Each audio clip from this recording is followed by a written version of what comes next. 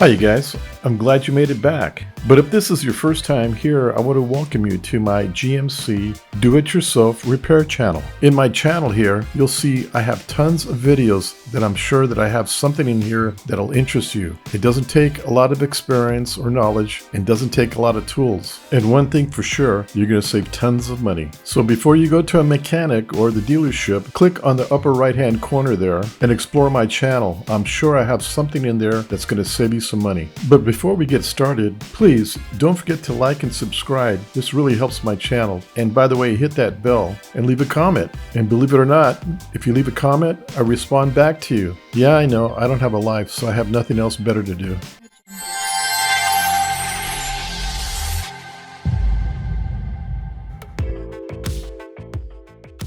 Glad to see you made it back. So you're having problems with your emergency flasher lights.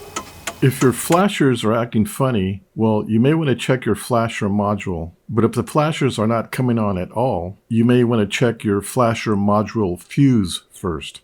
In this video, I'm going to show you where your flasher module fuse is at. So before you take it to a dealer or a mechanic, you may want to check this first. So this is going to be a quick video, plus it's easy to locate. These fuses only cost about a couple of bucks each at the most. So the first thing we're going to do is go on your driver's side door and open it. All you have to do is open your door and you'll see the access panel.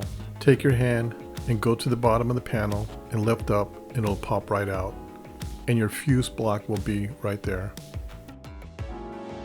Now, if you look on the lower left-hand corner there, right where the red box is at, you're going to see a cluster of fuses. Now, within the cluster, on the very bottom, you're going to see 3 fuses, right where the 3 red arrows are at. You're going to see 3 fuses.